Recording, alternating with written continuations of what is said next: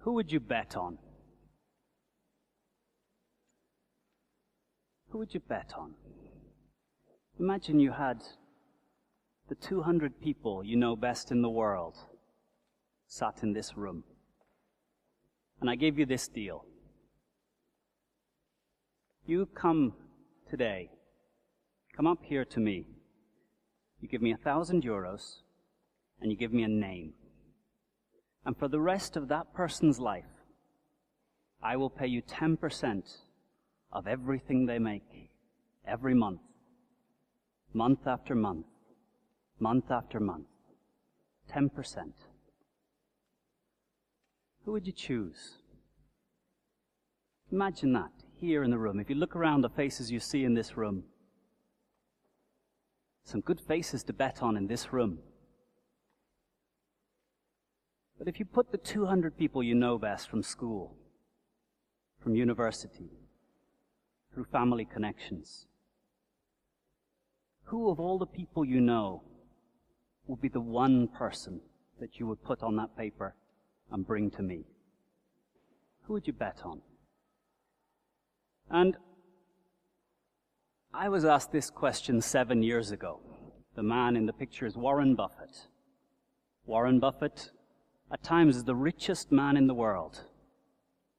Warren Buffett doesn't invent things. Warren Buffett doesn't sell things.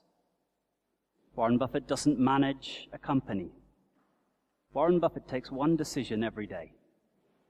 Would I bet on this person? And the results would seem that he does this quite well. But 7 years ago, when he asked this question to 150 MBAs, in my mind, 3 or 4 faces came to my mind. 3 or 4 faces. And I hope as you're thinking about this now, who would you bet on? Some faces come to your mind. Some faces come to mind of people that you know that if you had this bet to make, you'd choose them. So let's work a little bit on this. If we're going to do this properly, we should put together a process. The question, what criteria would you use in making this decision? What criteria is your mind already using when it puts up a couple of faces in your mind's eye? What are you looking for when you see in someone the capacity to have a massive impact in the world? I'm assuming you want to do this bet well, because if you do it well, you can use that money for a lot of good causes. What criteria would you use? One idea.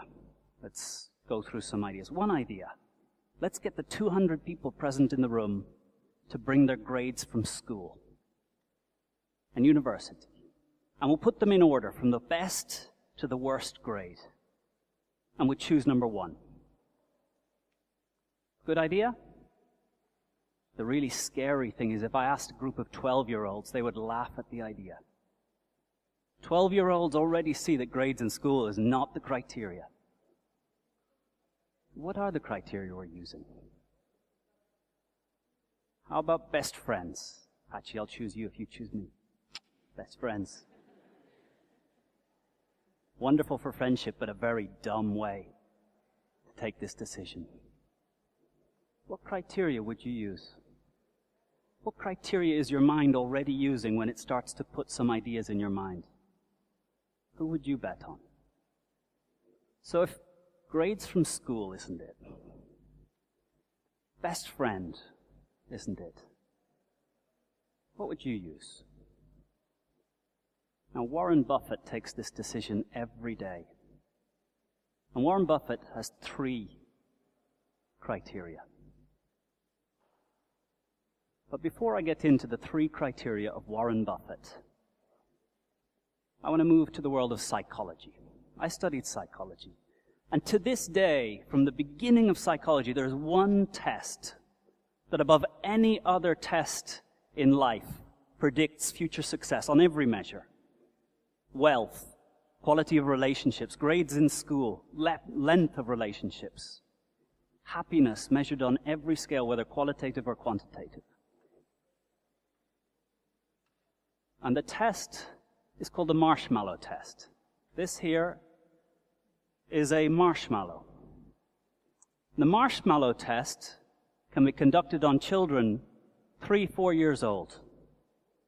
The psychologist brings the child into the room. He says, "This is yours. This is yours to eat. I need to leave the room for a couple of minutes. When I come back, if it's still there, you get 2. And the psychologist leaves the room. And the kid looks at the marshmallow. It's his marshmallow. You can do anything you want with it. You can use it in any way you want. So, 50% eat the marshmallow. 50% don't eat the marshmallow.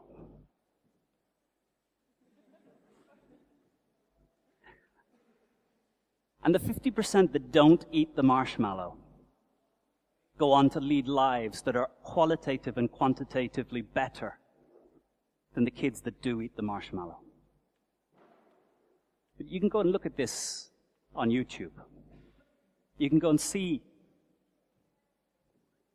this experiment being carried out. And what is most illustrative is what the children do that don't eat the marshmallow. The kids that eat the marshmallow do something similar. They stare at the marshmallow. They look at it. The kids that don't eat the marshmallow, and you can imagine 3-year-olds, 4-year-olds, they're kind of obvious. The kids that don't eat the marshmallow, they put their head in their hands. They get up and they stare at the wall. They look at their shoes. Because at the age of 3, they've already realized how little power they have over themselves, over their own nature. Unless the diet fails in the supermarket, not at home. If I go to the supermarket and I buy chocolate, and that chocolate gets to my house, my willpower might get me through one day. It might get me through the end of the week. It might get me to the end of the month. I might last a year. But one day, something bad will happen. I'll come home tired. My willpower will not be there, and I will eat that chocolate. The marshmallow test, the most powerful tool on 3- and 4-year-old children to determine the quality of their lives the rest of their life. Now, marshmallows don't work on grown adults, so I wouldn't recommend we use the marshmallow test to make your decision of who you'd bet on. Let's go back to Warren Buffett and his 3 criteria. The 3 criteria of Warren Buffett. And Warren Buffett makes this decision pretty damn well. $60 billion of net worth through deciding, would I bet on this person or not? And if you look at the structure of a lot of his deals, he takes 10% of all the future income of this person, of this team, of this company. His 3 criteria. The second criteria of Warren Buffett, energy. Energy is health and a bias to action. Healthy people, people who don't get ill often, people when they get a cold, they're back at work tomorrow because they recover quick. They sleep well. Bias to action. People who have a tendency to take action over thinking about action. Energy is about vitality and a bias to action. The third criteria of Warren Buffett, intelligence. But not chess intelligence. Not business school intelligence. Not sitting in a room for 4 years designing a strategy intelligence. He's talking about adaptive intelligence. When you're running down the street and a lamppost is coming towards you, adaptive intelligence is the intelligence to see the pattern, see the lamppost coming, and change your course just enough that instead of taking it in the forehead, you take the blow in the shoulder and you keep moving. So number 2, energy. Number 3, intelligence. But without number 1, Warren Buffett and I would rather you were dumb and lazy. Without number 1, you will be a danger to yourself. Without number 1, you will be a danger to your family and to society. Number 1, Warren Buffett's number 1 criteria. Number 2 is energy. Number 3, intelligence. But without this, those 2 are dangerous. Number 1 is integrity. But integrity is that you say no to most things. Because integrity is really about an alignment between what your calendar says you do and what you say you do. And if you say yes to most requests, if you can't think of a time you've said no in the last day, in the last week, your life is being divided into thousands of little pieces and spread amongst the priorities of other people. So to live an integral life, to live a life true to your own values, means that you say no very often. So integrity, energy, and intelligence. Do these seem like good criteria? They seem like good criteria?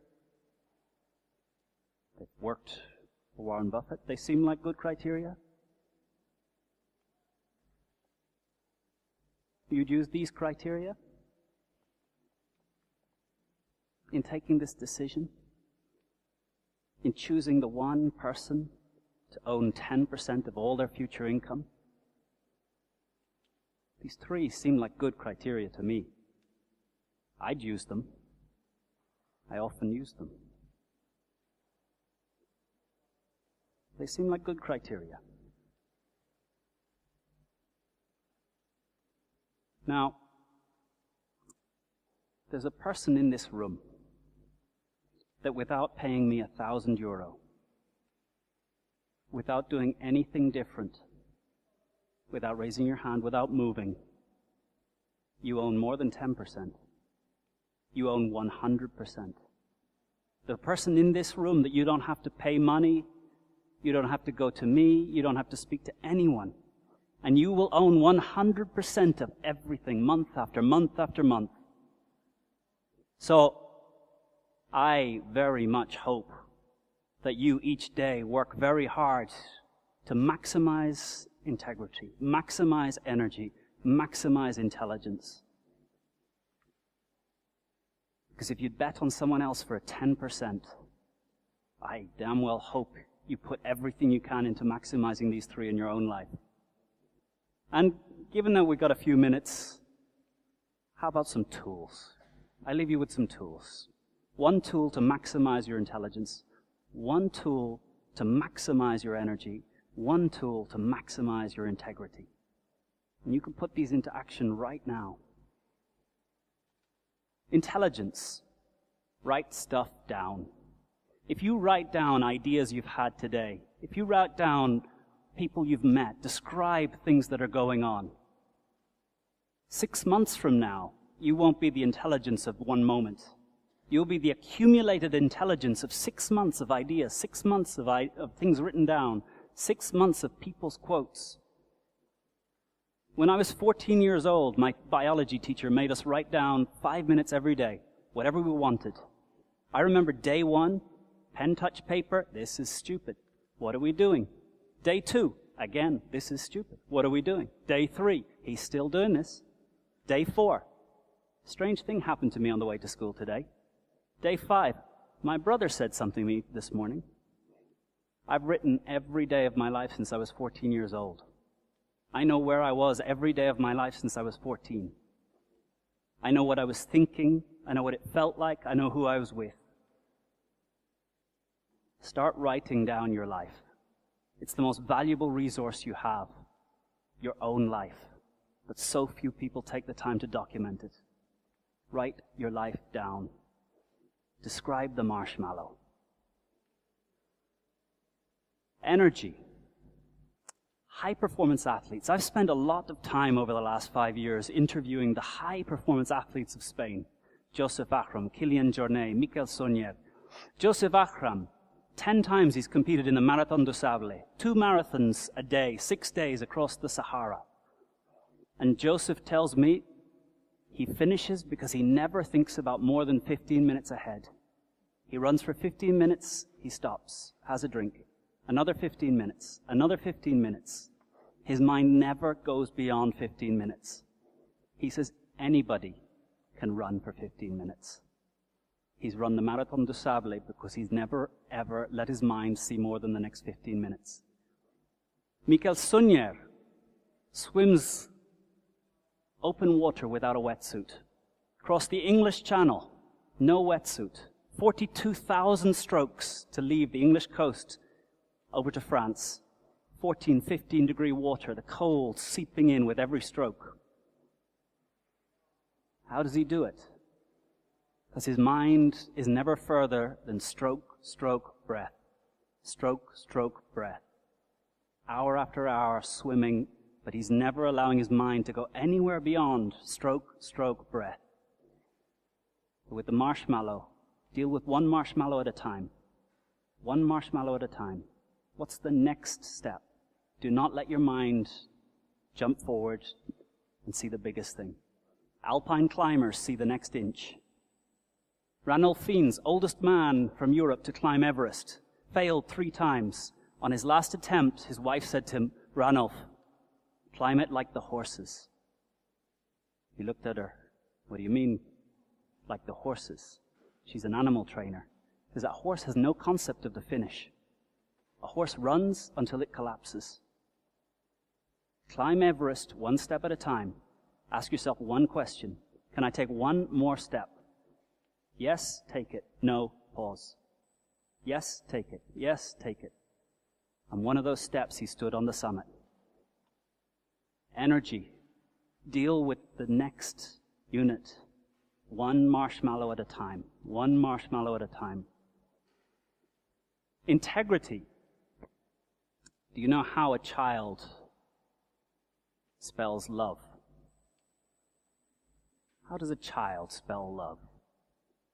T-I-M-E. This world is full of good intention. But the way you see if an executive really is behind an initiative, you open their diary and you count the hours. If you say your parents are important to you, open the diary and show me the hours. The coherence between a diary and your values is where integrity begins. And it's kind of horrific when you start to count, when you start to look and start to become aware of where your time goes. So little of my time really goes to the things that I know and I mean to do. So often I slip off into Facebook, and what was supposed to be a minute is an hour, and then lunch comes. But those minutes, once you've started to get the minutes dedicated to the things that matter. And the truly important thing to remember about the marshmallow test is that there's hundreds and thousands and millions of marshmallows in your life. Hundreds of little decisions, minute after minute, day after day, that all sum up. And success in life is not one massive good decision. Not one marshmallow not eaten. And failure is not one marshmallow eaten or one poor decision. Failure is repeated bad decisions. Success is repeated, consistent good habits. We so underestimate what we can achieve in a year and so overestimate what we can achieve in a day. A page a day and you have a book in a year. You'll never write a book in one day. But this time, once you've started to dedicate the time right, I had the privilege of spending a day with Kilian Jornet, probably Spain's top athlete, ultraman, When I had met him, he'd just finished running the Lake Tahoe Rim Run, 288 kilometers, and he ran it in 36 hours. What the hell goes through a man's mind as he runs for 36 hours? But when he runs, do you know what the other competitors say about Killian? He looks like he's enjoying it. The other runners are suffering. They're looking down.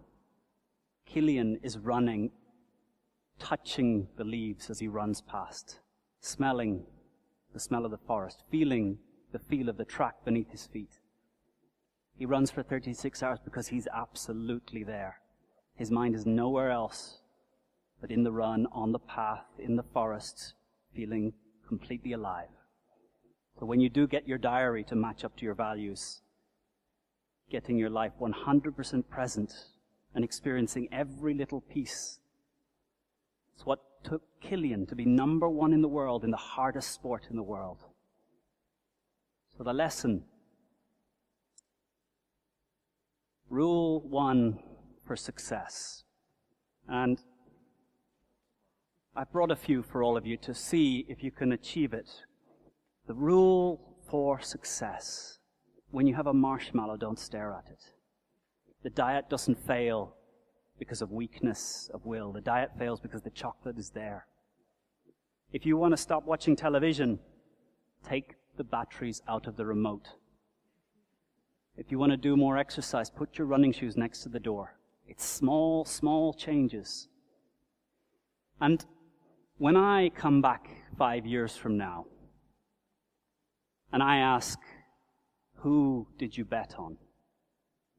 The answer that I want, yo mismo.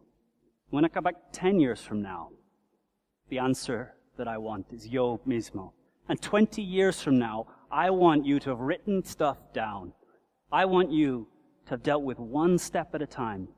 I want you to have made sure your diary aligns completely. You say no to the things that don't fit with what's important to you. And 25 years, when I come back here, I will look out on the most successful group of people because they've lived their lives fully. Who would you bet on?